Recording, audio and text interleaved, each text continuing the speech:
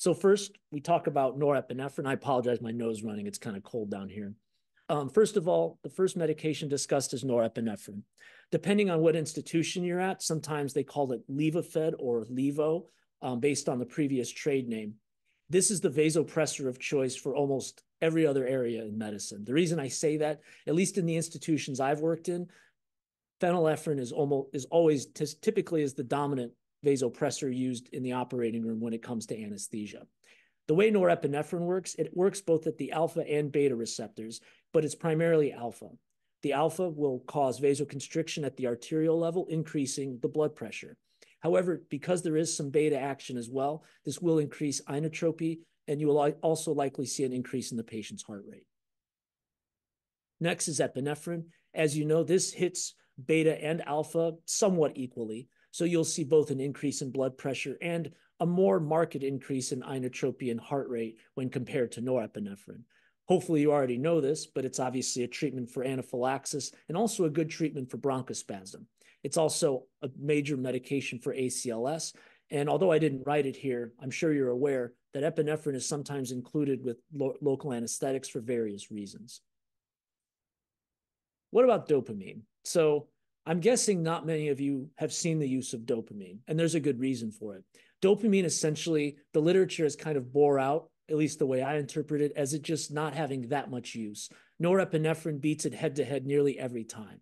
The spot that dopamine is useful in is some specialized cardiac cases, but the only time that's usually used outside of the cardiac world is in the case of a patient who has basically sustained bradycardia or bad enough bradycardia that you want to increase the heart rate if in a patient that needs a vasopressor. So not a whole lot of use for dopamine. You probably won't see it a whole lot. Phenylephrine, the sweetheart of the anesthesia world, as you know, it is a pure alpha agonist, so you won't see tachycardia when you use it. In fact, you'll often see bradycardia. This is the medication that's most often reached for in the anesthesia world when a patient is hypotensive. It's usually used as a push, but it can also be used as an infusion. Phenylephrine, major vasopressor in the operating room, be familiar with it. The other major pressor in the operating room that's popular is ephedrine.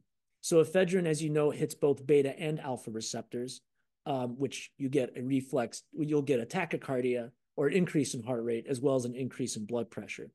The mechanism of this medication is it's a release of endogenous catecholamines. So you may actually see a reduced effect with repeat dosing of ephedrine.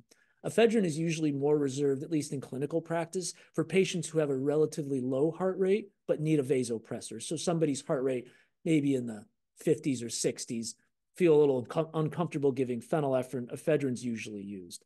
I will also point out that ephedrine is pretty much not used in any other area of medicine other than anesthesia. For example, I've never seen it used in the ICU. Dexmedetomidine is also discussed in this chapter as well, primarily because it's also involved with the autonomic nervous system, but not like the vasopressors we just discussed.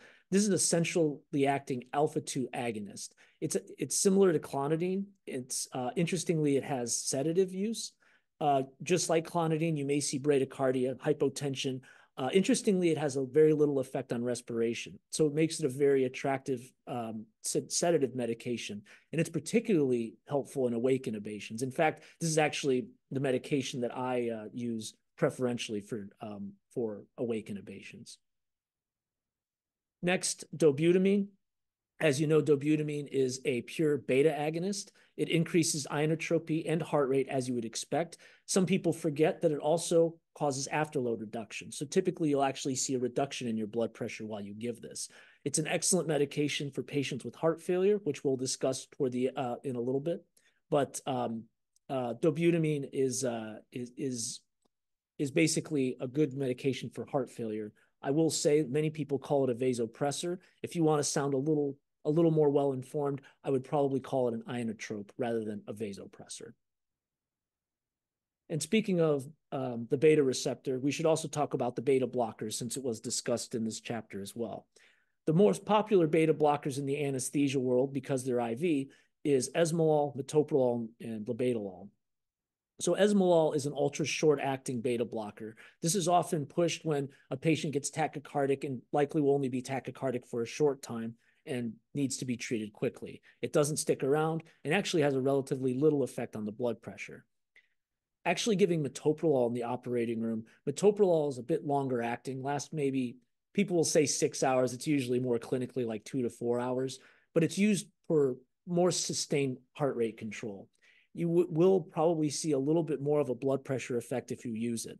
I would like to take a step back here actually and point out that just because a patient is tachycardic doesn't necessarily mean a patient needs a beta blocker. In fact, tachycardia oftentimes is a physiological response, whether that might be because the patient's experiencing discomfort, the patient isn't deep enough, or God forbid they have tamponade or they're bleeding or something like that. Probably not the best patient to give a beta blocker on. Rarely is the answer why is the patient tachycardic is due to lack of beta blocker. Think twice before you give a patient a beta blocker simply because of heart rate.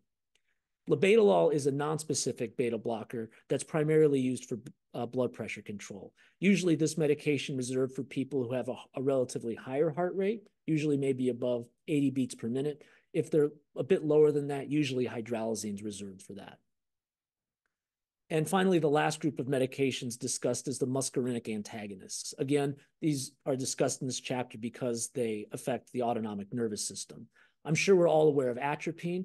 This is clinically reserved for patients who have serious bradycardia that needs to be treated quickly. Patients who are in the 30s and are drifting down.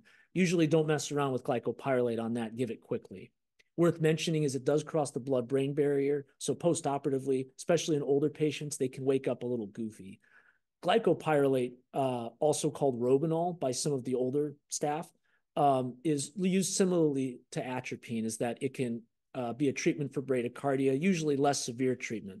One of the nice things is it doesn't cross the blood-brain barrier, so it doesn't really have that effect that atropine does, making people a little bit goofy. Also worth noting is it does tend to dry secretions in the mouth. Not usually used pre-treatment as much anymore, except for cases of awake intubations, which I use it for. Finally, it's worth mentioning, it is half of the concoction of a neoglyco reversal. I won't go into details for that because that's covered in a separate section. And then finally, scopolamine, which hopefully you guys have heard of. So scopolamine is a muscarinic antagonist that's actually primarily is used for anti-nausea. So it's usually a patch that's placed behind the patient's ear prior to induction of anesthesia. It is worth mentioning that it does have some sedative effects, and you probably want to be careful on who you use it on. If somebody's over 60, I usually start thinking twice about it, but very effective for anti-nausea medication.